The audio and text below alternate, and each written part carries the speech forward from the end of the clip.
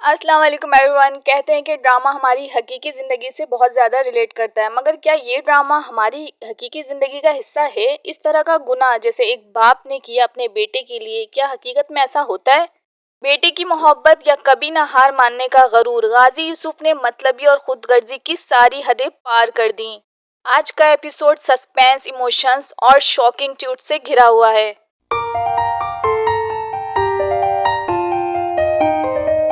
ہمراہی کے ایپیسوڈ 17 کی شروعات میں دکھاتے ہیں کہ ڈاکٹر جواب دے چکے ہیں۔ وہ کہہ چکے ہیں کہ اب سیحان کی جان بہت زیادہ خطرے میں کیونکہ اس کا ہارٹ کام کرنا بند کر چکا ہے، اور یہ دیکھ کر الف بہت پریشان ہے کہ وہ کس طرح سیحان کی جان بچا سکے۔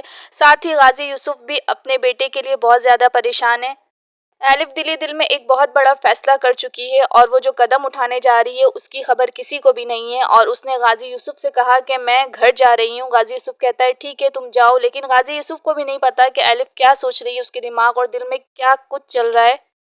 غازی یوسف صرف سیحان کے بارے میں سوچتا ہے، اس سے کیے ہوئے وعدے کے بارے میں سوچتا ہے، جو وعدہ اس نے اپنے بیٹے سے کیا تھا کہ وہ اپنے بیٹے کو مرنے نہیں دے گا۔ یہ ساری باتیں غازی یوسف کو پریشان کر رہی ہوتی ہیں، اور دوسری طرف الف جو گھر آ چکی ہے وہ یہ سوچ رہی ہے کہ کس طرح سیحان کی جان بچائی جائے، اور اسے صرف ایک ہی راستہ نظر آتا ہے، اور وہ یہ کہ وہ خود سوسائڈ کر لے، کیونکہ ایک دفعہ وہ مر گئی تو اس کا ہارٹ ٹرانسپلانٹ کر دیا جائے گا سیحان کو، اور سیحان کی جان بچ جائے گی۔ ایسی سوچ اچانک سے اس کے دماغ میں آتی ہے، کیونکہ الف سیحان کو اس تکلیف میں نہیں دیکھ سکتی۔ وہ جیسے جیسے سیحان کی سانسیں رکتی اور تھمتی ہوئی محسوس کر رہی ہے، اسے بھی اتنی ہی تکلیف ہو رہی ہے۔ وہ فیصلہ کرتی ہے کہ وہ اپنا ہارٹ سیحان کو دے گی اور اپنی زندگی ختم کرے گی۔ وہ ایک نوٹ لکھتی ہے، بلکہ سوسائڈ نوٹ، جس کا کسی کو پتہ نہیں ہوتا۔ وہ لکھتی ہے کہ میں اپنی جان دے رہی ہوں اس لیے تاکہ سیحان کو میرا دل ڈونیٹ کر دیا جائے۔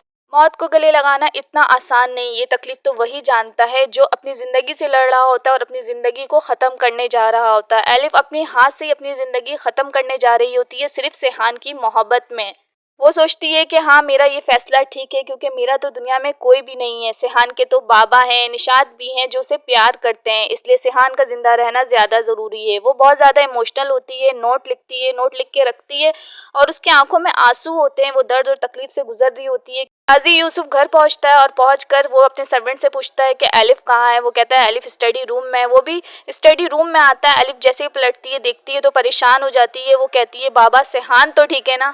غازی یوسف کہتا ہے آئی ایم سوری، جس پہ الف پریشان ہوتی ہے کہیں سیحان کو تو کچھ نہیں ہوا۔ وہ بار بار پوچھتی ہے غازی یوسف سے کہ سیحان کہاں ہے، وہ تو ٹھیک ہے نا؟ مگر وہ اچانک سے اس کا گلا دباتا ہے اور آئی ایم سوری کہہ کر اسے جان سے مار دیتا ہے۔ یہاں پر الف نے اپنے آپ کو بچانے کی کوشش بالکل نہیں کی، کیونکہ وہ تو پہلے ہی فیصلہ کر چکی تھی کہ اسے سیحان کے لیے اپنی جان دینی ہی ہے۔ یہاں پر وہ شوق ضرور نظر آئی، دیکھتے ہی دیکھتے اس کی روح اس کے جسم سے جدا ہو گئی اور وہ مر گئی۔ غازی یوسف کا یہ روپ دیکھ کر ویورز بھی حیران ہیں کہ اس حد تک کوئی کیسے جا سکتا ہے، مگر غازی یوسف نے یہ کر دکھایا ہے۔ آگے اس کے لیے کیا پچھتاوا رکھا ہے یہ تو آنے والے ایپیسوڈ میں ہی پتہ چلے گا۔ اچانک سے وہاں ذکریہ آ جاتا ہے، اور ذکریہ سمجھ جاتا ہے کہ غازی یوسف نے الف کو مار دیا، کیونکہ الف کی لاش وہاں پڑی ہوتی ہے۔ اسے دیکھتے ہی ذکریہ سب سمجھ جاتا ہے۔ وہ جاتا ہے غازی یوسف کے پاس بیٹھتا ہے اور کہتا ہے کہ آپ نے کچھ نہیں کیا، الف بی بی نے خودکشی کی ہے۔ ذکریہ ساتھ ساتھ ہی سب کچھ پلان کر لیتا ہے کہ یہ مرڈر ایک سوسائڈ لگنا چاہیے۔ ساتھ ہی الف کا موبائل پڑا ہوتا ہے جس پہ اورنگزیب کی کال آتی ہے۔ ذکریہ فون اٹھاتا ہے تو دیکھتا ہے اورنگزیب کا نام لکھا ہے۔ وہ سوچتا ہے کال اٹھائے نہیں اٹھائے، وہ کال ریسیو نہیں کرتا، موبائل سائڈ میں رکھ دیتا ہے۔ وہ جا کے صرف غازی یوسف کو تسلی دیتا ہے کہ آپ نے کچھ بھی نہیں کیا، جو کچھ کیا وہ الف بی بی نے خود کیا، انہوں نے اپنی جان خود لی ہے، آپ ٹینشن نہیں لیں، میں سب سنبھال لوں گا، اس وقت ہمیں ہاسپٹل جانا چاہیے۔ اور دوسری طرف ڈاکٹر اورنگزیب کو دکھایا جاتا ہے کہ وہ ڈاکٹر سے کانٹیکٹ کر رہا ہے، اور ڈاکٹر گڈ نیوز سناتا ہے اورنگزیب کو کہ ہارٹ ڈونر کا انتظام ہو گیا ہے۔ یہ سن کر اورنگزیب بہت خوش ہوتا ہے اور الف کو کال ملاتا ہے کہ یہ گڈ نیوز الف کو سنائے، مگر الف جو اب اس دنیا میں رہی نہیں وہ کال کیسے اٹھائے گی؟ اورنگزیب کو ابھی اس بات کی خبر نہیں ہوتی، پر وہ خوش بہت ہوتا ہے کہ الف کو جیسے ہی پتہ چلے گا وہ بہت خوش ہو جائے گی۔ ذکریہ کی پلاننگ شروع ہو چکی ہے، اس نے جھوٹی رپورٹ بنوا لی تاکہ وہ غازی یوسف کو بچا سکے۔ اس نے کہا کہ جھوٹی رپورٹ ایسی تیار کرو کہ جیسے یہ سوسائڈ ہی لگے۔ پیسے اور دولت کے بلبوتے پر ذکریہ پوری کوشش کر رہا ہے کہ رشوت دے کچھ بھی کرنا پڑے، مگر غازی یوسف کا یہ راز ہمیشہ راز ہی رہے۔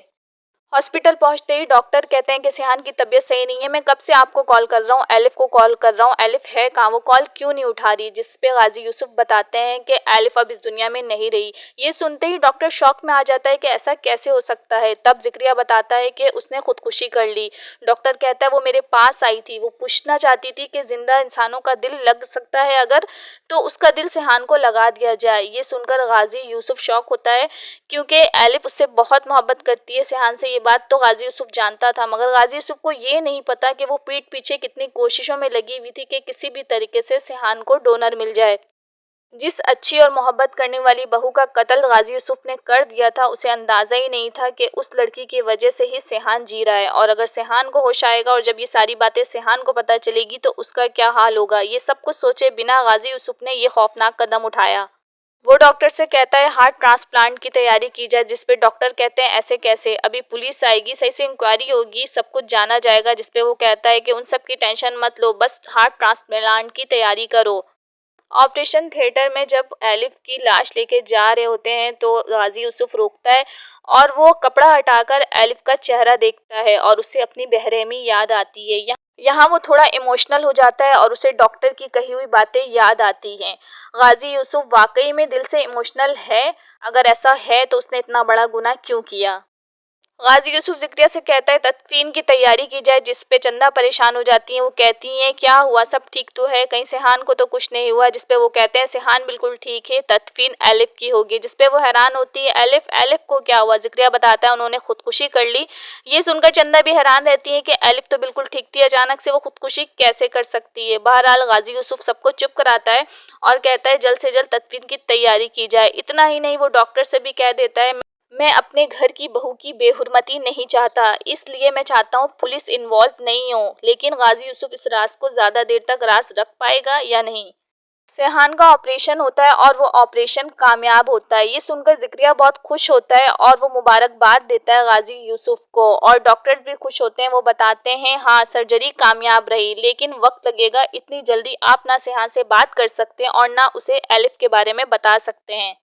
औरंगजेब बार बार एलिफ के मोबाइल पे कॉल कर रहा होता है और एलिफ का मोबाइल जिक्रिया के पास होता है। वो कॉल रिसीव करता है, कुछ कहता नहीं है और वहाँ से औरंग सब कुछ कह देता है। वो कहता है कि डोनर मिल चुका है। वो ये मुबारकबाद सुनाता है और जिक्रिया के होश उड़ जाते हैं कि डोनर अब मिला है, जबकि एलिफ इस दुनिया में रही नहीं। वो ये खबर औरंगजेब को सुनाता है। औरंगजेब को उसकी बात का यकीन नहीं होता, ऐसा कैसे हो सकता है कि एलिफ अचानक से मर जाए।